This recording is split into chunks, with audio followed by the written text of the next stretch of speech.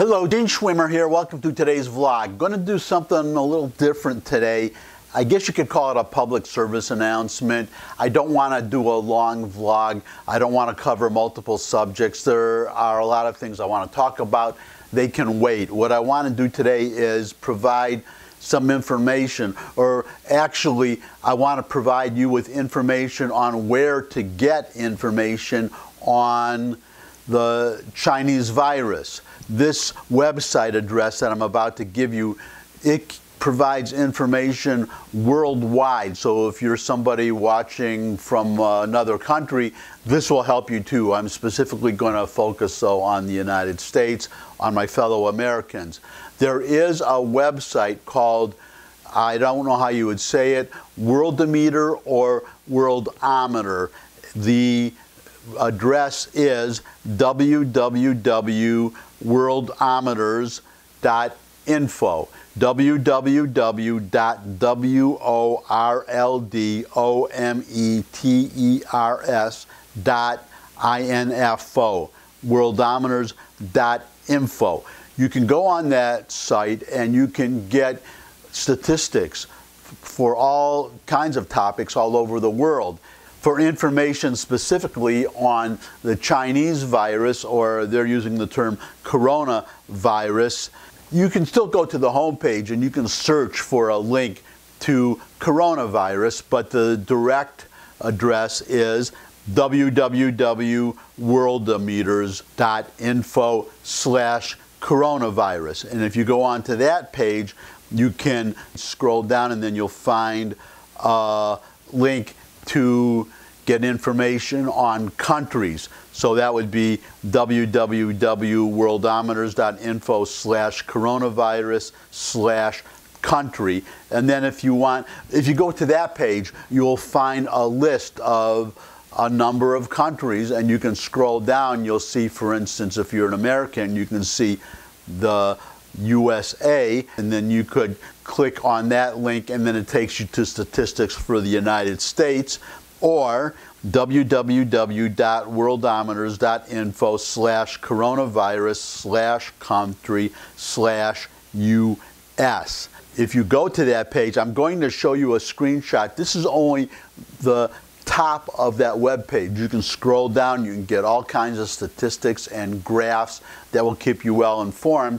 But if you just stick to the top image, you get a good summary right there. I'm recording this on Friday the 20th, so you're seeing this after the weekend. So these figures are as of Friday afternoon, but you can see it has right up there coronavirus cases 16,796, of which there were 229 deaths and 125 recoveries so far as of the time I'm recording this. But another statistic that is not here, and I could not find it scrolling down the page, but you can calculate it yourself, is to divide the number of deaths by the total number of cases. So 229 divided by 16,796. If you do that, for those figures, you get a mortality rate of a little over, just about 1.3%. So by doing that, you can calculate the mortality rate. Why does that matter? That matters because that is something that could be translated into numbers. For instance, if you have, well, let me backtrack a little bit, because it's important to know that that rate, 1.3%, is 13 times the mortality rate for flu. So you have people talking about there have been more deaths from flu. Yes, but the percentage matters. If we keep the total number of cases low, if these restrictions that we're following, if that reduces the number of total cases, then 1.3% of, say, 20,000, that is, well, every death is a tragedy, but that is not so bad. But to take an extreme example that I hope will never happen, 4 million cases, then 1.3% of that is 430,000 deaths.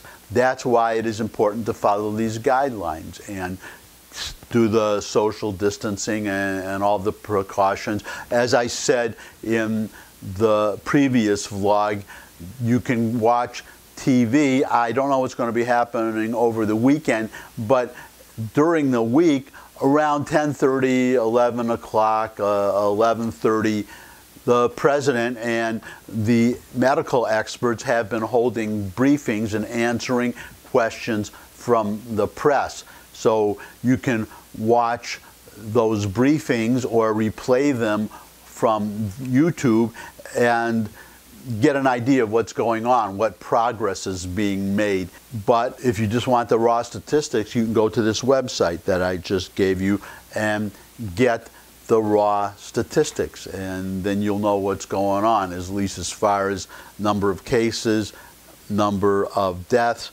And I'll just wind this up by saying that there are millions of test kits going out. Hopefully, as the testing expands, the number of cases diagnosed will go way up without the number of deaths going up significantly. Then that percentage will come down, that mortality rate will come down, and the lower that gets, the more hopeful we can be. And in fact, I looked at this website, I discovered it first a day ago, only a day ago, and at that time the mortality rate was 1.5%. Now it's about 1.3%. So you can see we're moving in the right direction. And again, you might say, well, that's not much, 1.5 to 1.3, but depending how many total cases there are, that's a difference of thousands, perhaps tens of thousands, and who knows, even hundreds of thousands, but at least thousands or tens of thousands of deaths. So that percentage matters. That's it. I assume that all of you have had a safe, though perhaps boring weekend if you were stuck inside all weekend. But I am confident that everybody is getting through this. As I said, I'm recording this on Friday. You're seeing it on Monday, so I don't know what happened over the weekend. But I have confidence in my country. I have confidence in my fellow Americans, regardless of your political philosophy. I'll just end on that. Thanks for stopping by as usual. Thumbs up if you like this video. Share it with anybody you think would also like the video. Got any comments or information you'd like to share or sources of information, put them in the comments section below the video, as well as any questions that you may have, suggestions for future topics. I could use more subscribers. Of course, that's always the case. If you haven't subscribed, please subscribe, subscribe, and finally come back and see me again. I look forward to seeing all of you again. And until I do see all of you again, bye.